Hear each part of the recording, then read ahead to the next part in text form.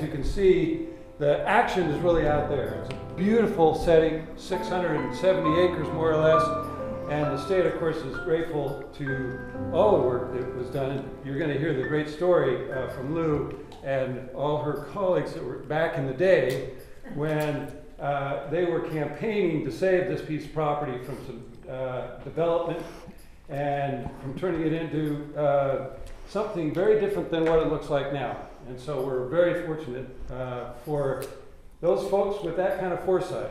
And if there's anything in particular you need from me, I'll just step off here and you can just call on me. How's that? Fine. Find a chair if you want to hear. Okay. Sounds good. Yeah, there's one over here. Thank you. Yeah. Okay. Well, this all goes back to, my involvement goes back to 1970. And going further back, I want to tell you that there was always a thought of having a park in this canyon. It's a natural, a huge area bounded by Boone's Ferry on one side and Terwilliger on this side. And years ago, there was a Chamber of Commerce committee in Portland. They had a recreation committee, park committee, and they always talked about getting a park in Tryon Creek or on the hill or in the and nothing ever happened because it's in 2 cities and 2 counties, and there was never any agreement or any money to do anything about it. And my husband, who was an environmental supporter, he was a lawyer, but he did a lot of pro bono environmental work, and he talked about, when are we ever going to get a park here? And it made me very aware of it. And some of my neighbors were aware of it because I live on the west side of the park, back this way, and our street butts into the park on the far side. And there were horses in the neighborhood, and those horse people used to ride through the canyon here, and they would ride. There was enough wild country. Now I'm thinking now back in the 30s and 40s particularly. It was a wild place. People with horses would ride across the canyon up to Dunthorpe or over to the Oswego Hunt Club or up to what is now Mountain Park was Kerr Mountain, and it was all trails. But that was way back in the 30s and 40s. And the thought of a park was up there, out there, but nothing done about it. And finally, the break came in 1969. There was one Multnomah County Commissioner, David Eccles, who was very interested in getting a park made here. He had been approached by Thornton Munger, who was an elderly Portland man, and also there had always been hopes for a park in here. And he got the county finally to pungle up enough money to buy a piece. The county bought the first piece on Boone's Ferry Road. It was 45 acres, and it's over on that side, of course. But they asked for support from the neighbors. We had been talking to them enough that they knew there was a group that was interested in helping. And Mr. Eccles, Commissioner Eccles, said, we need your help to get a larger park. So we had a meeting in Lake Oswego. Now that was 1969, right after they bought the 45 acres. We had a meeting in Oswego, and about 40 people came out of everywhere.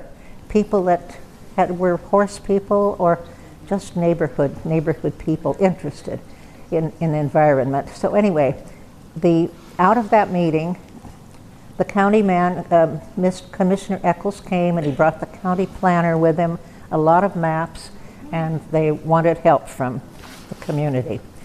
And we had a little committee meeting all that summer and became the Friends of Tryon Creek.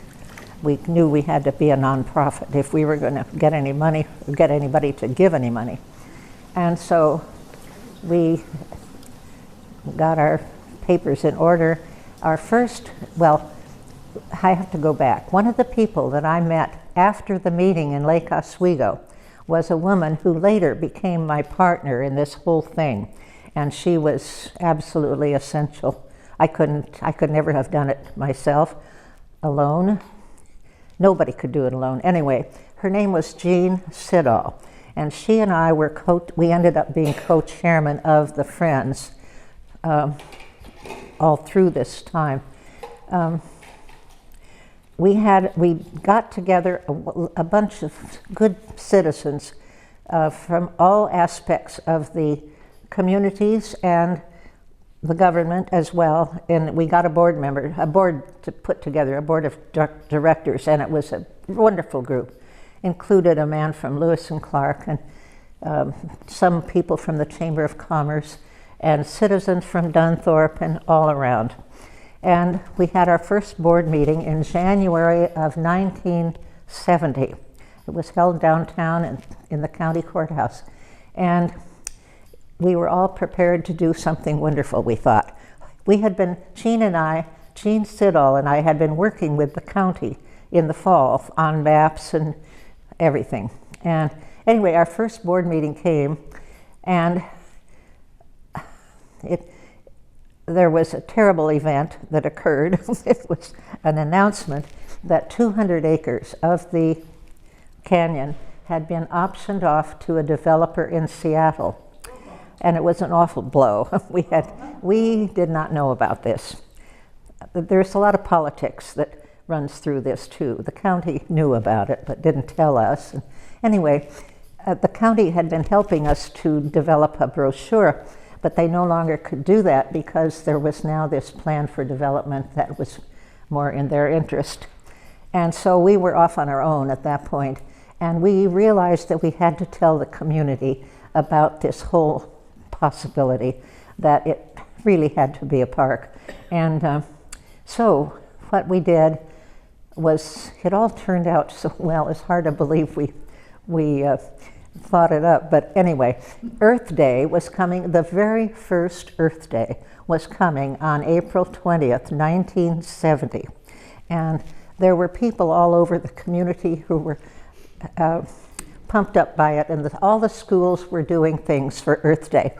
And we decided we had to have a fund drive, and we would start it on Earth Day. We were fortunate. And we had several meetings around the community. We had one in Oswego, one in Dunthorpe, one up at Collinsview School, and we were recruiting people for the project. Well, we ended up with 309 women in the community,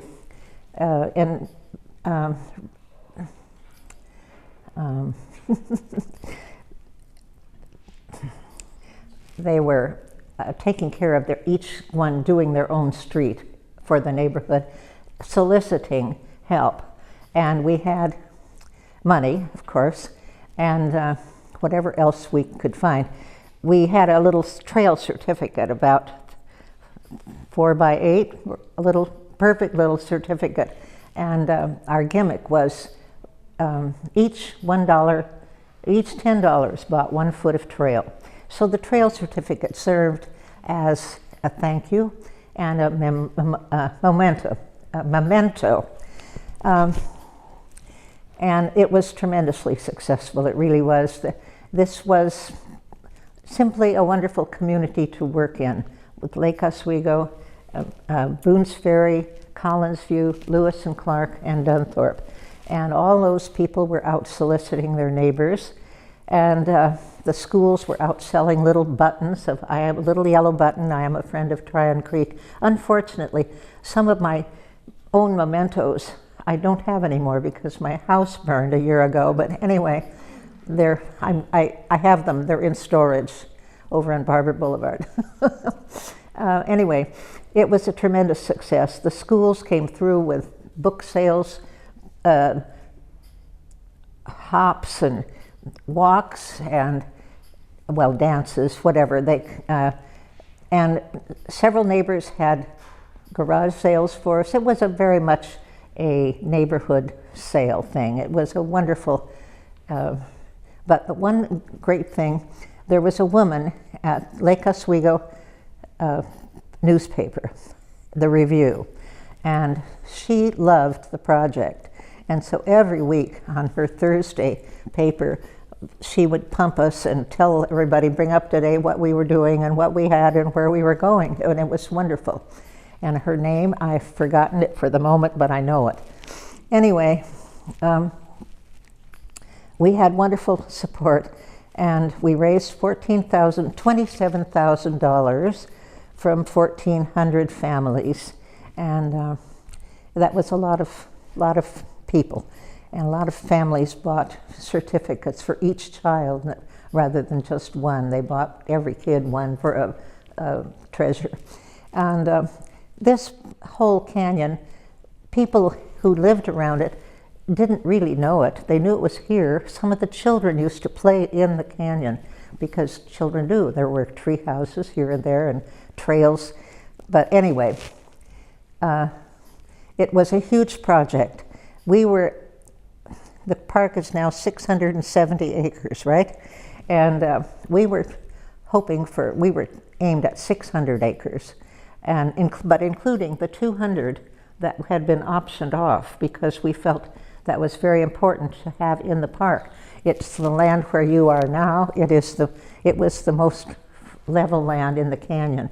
And we had talked to the man in Seattle in the spring, and he said to us, he came down after we'd had our big sale or fundraising thing, and he came down and he said, it's true that this would be the best use of the park, the best use for people, but you don't have the money. Well, that's true, we didn't have the money.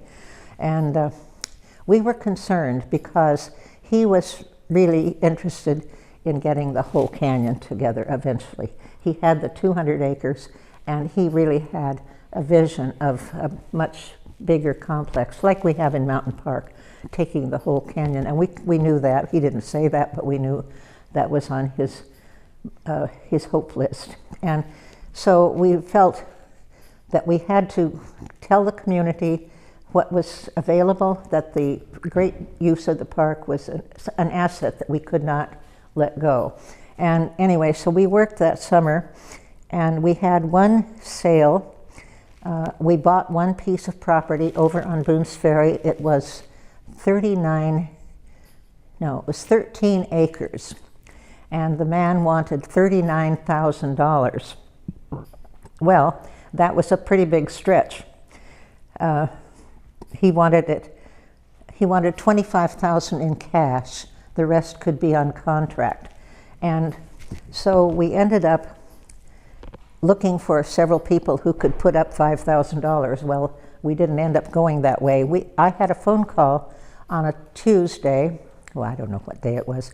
I had a phone call from a man in New Hampshire, and he had this wonderful Yankee accent. And he said, I understand I'm going to buy some land in Tryon Creek. Well, this was the father of Betsy Dana, who was one of our supporters. And it was her father. She had contacted him, and it was just out of the blue.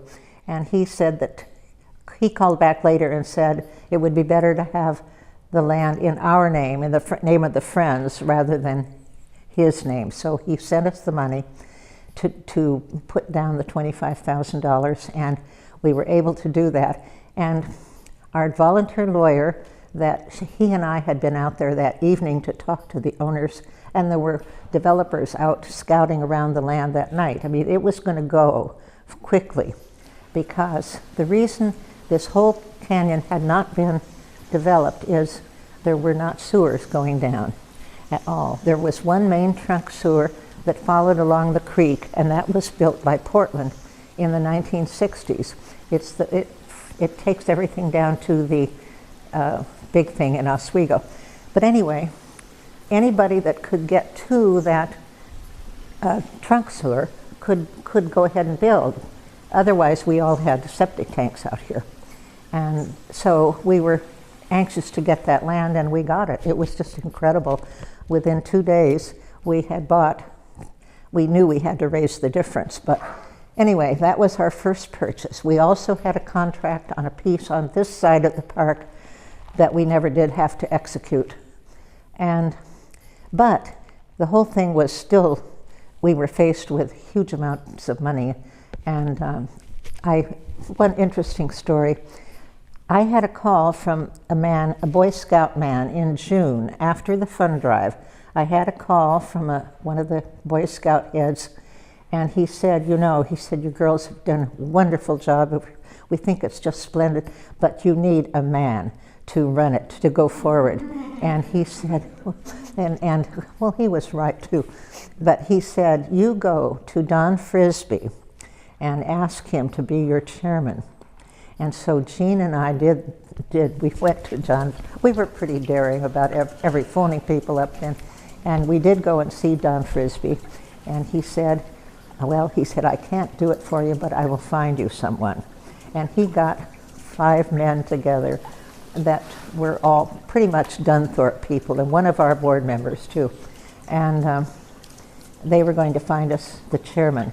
And Jean and I called this our Blue Ribbon Committee. But they tried, but they never did find anyone. And it was pretty hot to handle, I guess.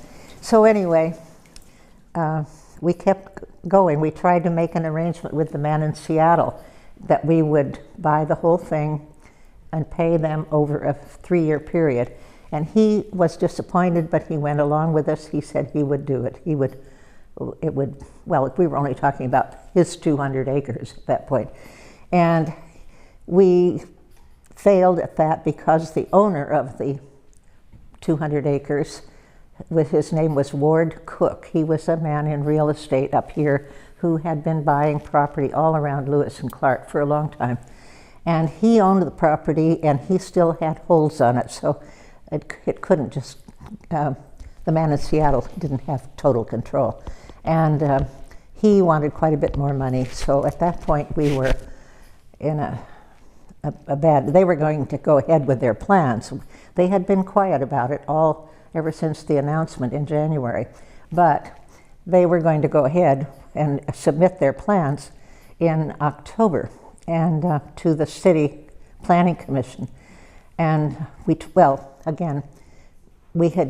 to deal with Mr. Cook, but he wanted more money than we could justify paying. And so anyway, at that point, we went to see Glenn Jackson.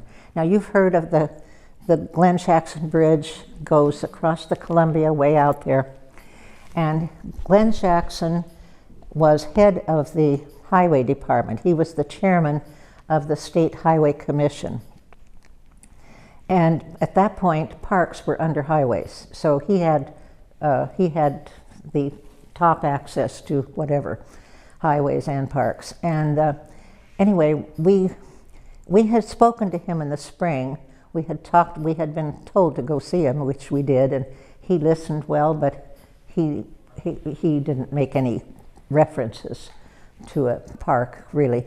And but we went back to see him in the fall, in October, to ask him if the state could put in a share that would help the counties. We figured we could raise our 25%. We were hoping that all the local governments would raise 25% and then get 50% matching funds. That was pie in the sky, but it was what we had worked out on paper. And anyway, I've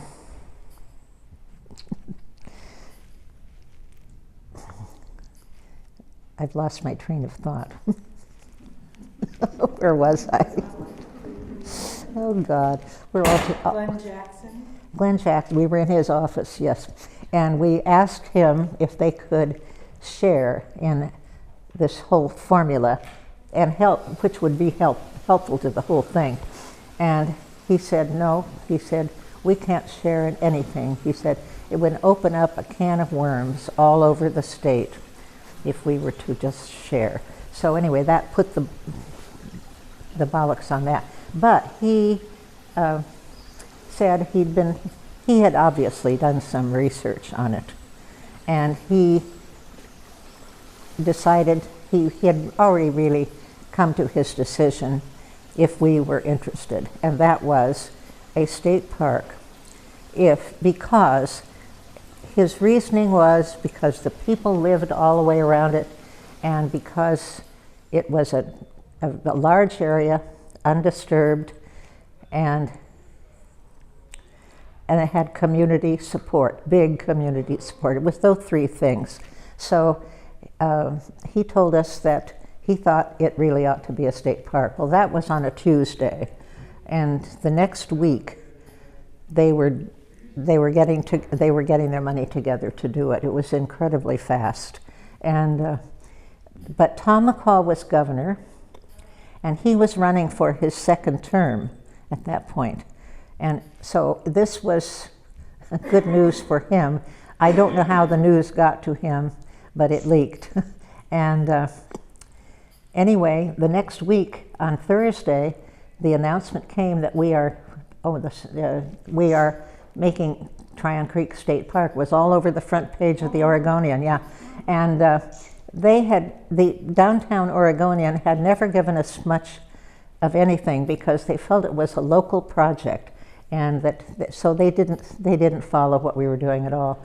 But they had wonderful editorials because I did know the people who wrote them, and we had Malcolm Bauer wrote in the Oregonian, and well, we had a big one in the Journal as well, and they followed us along. Anyway, we got the park was announced in October, but there was still this development plan, and the state was not in any position to be able to go up and buy it. Not at that point. They got their federal money. They got enough federal money that next week in October, and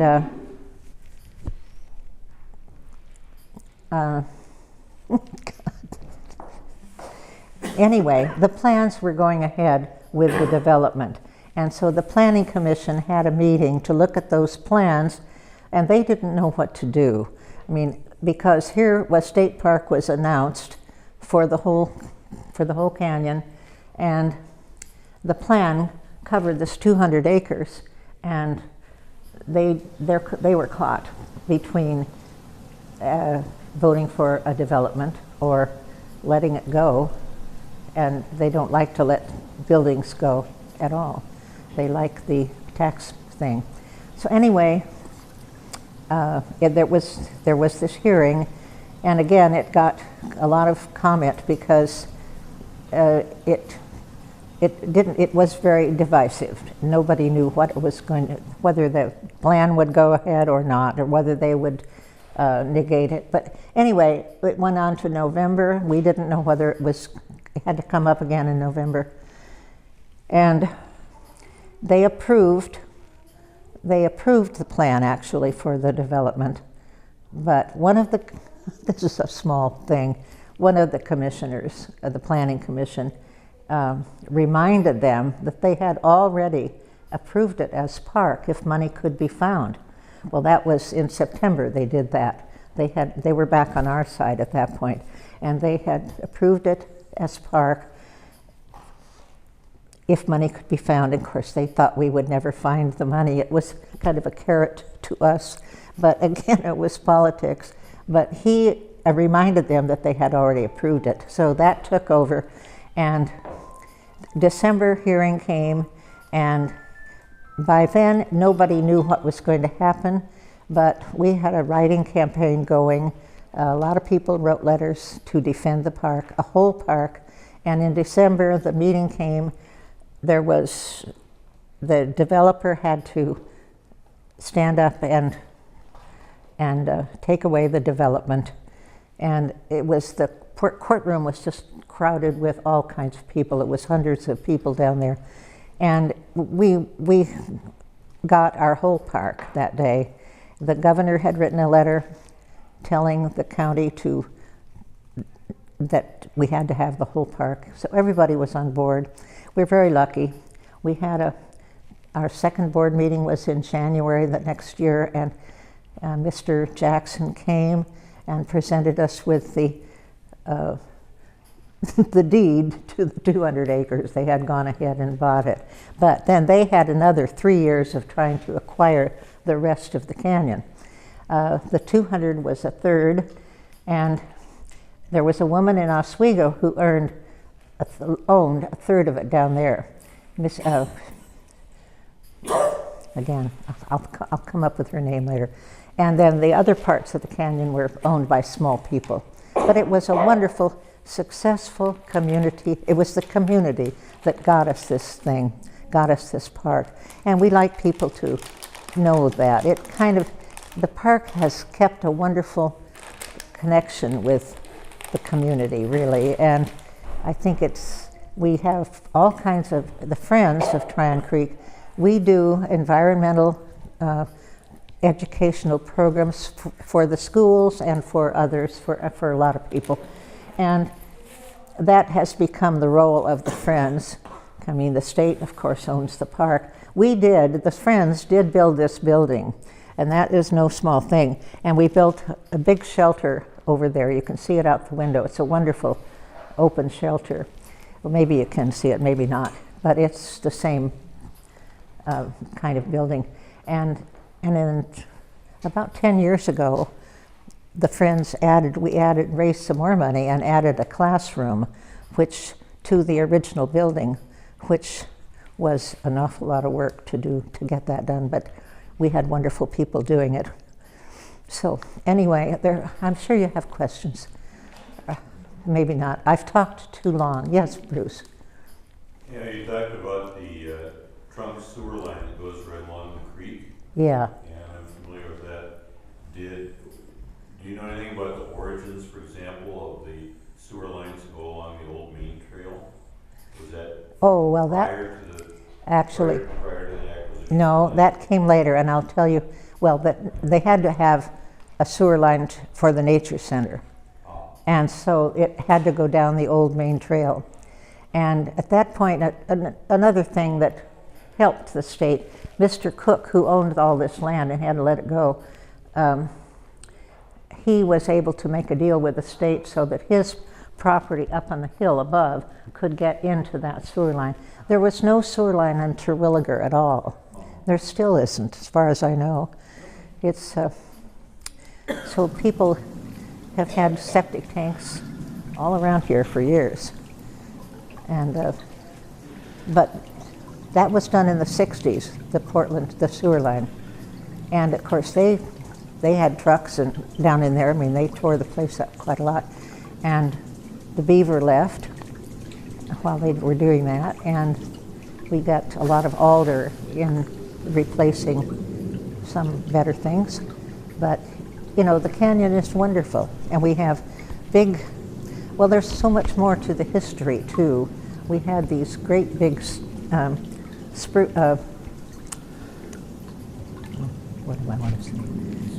cedar trees, great big ones, that particularly in the lower part of the park, and you can see the remnants of them where they were cut.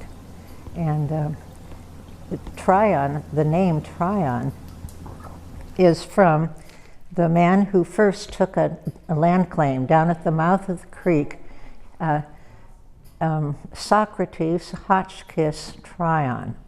He was, I know, it's a pretty good name, and he was from New England, and he had come out here and staked a land claim, and it covered the lower part of the park and over to the river. He built a house on the bank of the river, and he had a sawmill down there. That was the beginning. But no, that's the name where the creek took its name from him. Okay. Yes, Bruce. You're not going to get away this easily. We've heard that at the time the park was established, there was an old steam donkey engine down in the canyon. Yeah. Do you recall that? Yeah, I know about it. Yeah. What might you tell us about that? That would be interesting. I'm sorry, what? What do you remember about that? How did they get it out of here? Oh, I don't know. How they got it out of here. But the sewer people took it out. It was here. The sewer people took it out. Oh yeah, it disappeared. After the canyon had a little bit of change after the sewer. It lost a little of its wildness. And anyway, they took it out. Yeah. Just one more old story to Yeah. I have been told that sometime very early in the stages of the park that people thought it would be nice to plant flowers, like flower garden type flowers along some of the trails to make them more beautiful.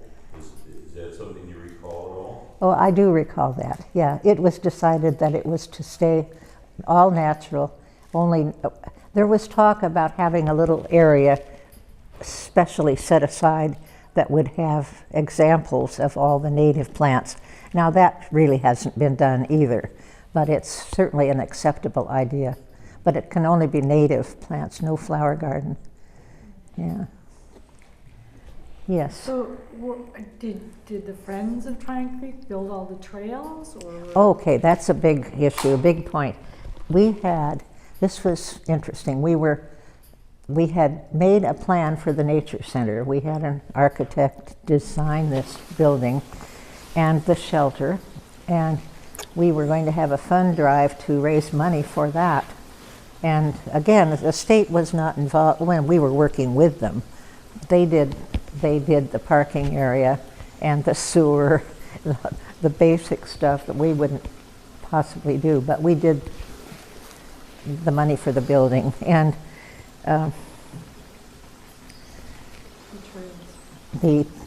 we had, there was a plan for trails, and this was Jean Siddall, my friend, who was my partner in this.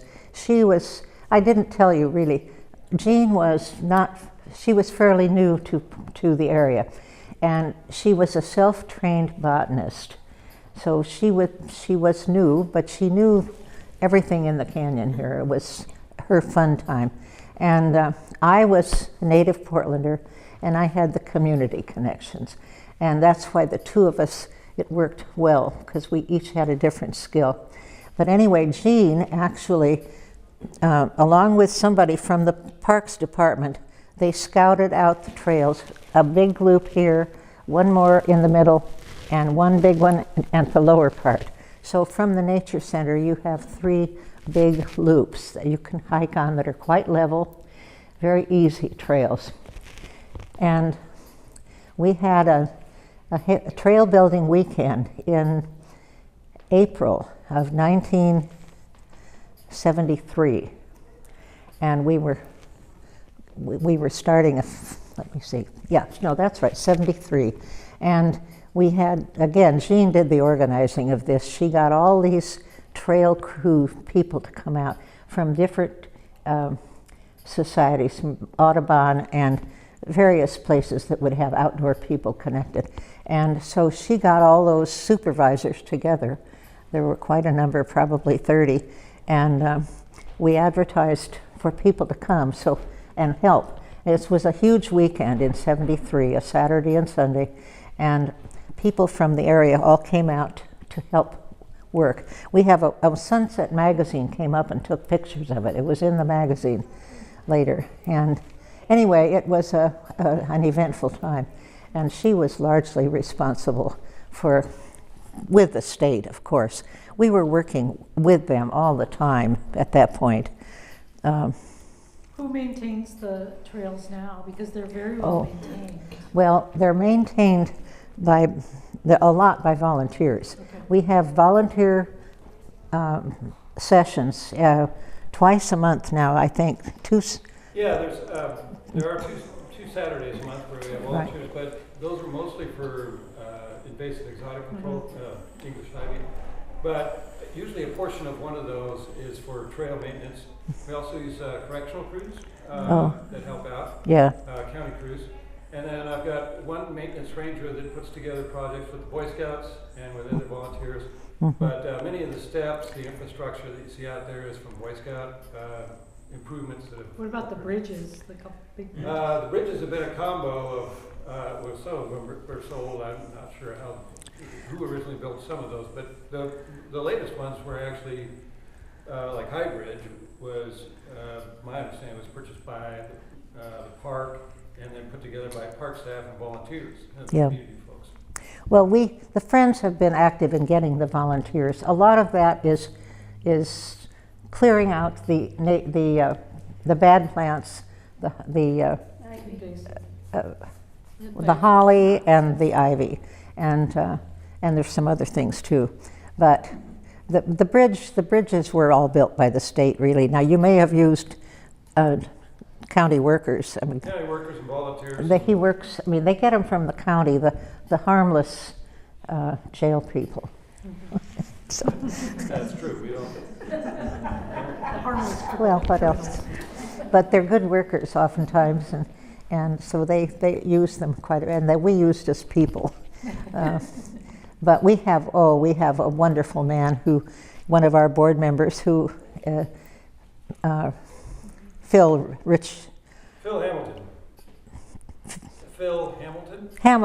Hamilton is a man who is retired, a wonderful guy, and he loves this place, and he comes almost every day. He's out here he supervises other groups all the time, and it's been a big thing for high school kids who they have to get credit for graduation, certain community credits. This is a wonderful place to get their credit. So we have a lot of high school kids that come, that need to do it. There must be other things. And, okay. Well, I'll just mention one thing, is that the Friends were the first cooperative association with Oregon State Parks. Yeah. They sort of set the model for how Oregon State Parks could work with a citizens group, right, and keep that at a level where there was no influence, if you will, because we're government, at least at this level, there's no influence as far as politically. So, and they have a legislative statute that provides for Friends Group now to work with Oregon State Parks, and their main mission within that structure is interpretation and education, environmental education. This Friends Group so now there are 40 cooperative associations throughout the state. Yeah. They started this out, and because of the Friends, that legislation was put into place and allowed for other state parks around the state to create cooperative association or Friends groups. Well, that's kind of cute. We had, at some point, after the building was built, we hired a young woman, a neighbor, who, across the canyon over there, to be our volunteer coordinator. She was wonderful. And we paid her babysitters. And instead, we didn't employ her, but we paid her babysitter. And after a while, the state became so impressed with her that they employed her. This is Barbara. Do you know her? Barbara Orloff. And they employed her and asked her to go down to the coast and get some other things started like this. In the beginning, when they had to work, they were told by Mr. Jackson that they had to work with this group, and they weren't all excited about it. They had never had to work with a citizens group at all, but they got used to it, of course, and eventually they realized that it was a big help, and so they wanted to get them started, and she went over to the coast and got them started around Astoria there, and other places too. So, and I didn't know that you had legislation done for that, but it makes sense, yeah. And so we try to do our own thing and stay good friends and support them, and they do support us. Now, I don't know if there's anybody, I was hoping somebody, well, you're speaking for the state. Okay. Yeah, I have the uniform on. Right. Right, yeah. And Bruce speaks for the volunteers like nobody else could. I mean, he is a superb volunteer. So, questions, anybody? If not, let's go get some lemonade and some nibbles. And then, now who wants to go on a walk? I do. Okay. Well, those of you who want to go walk better get going. And the rest of us...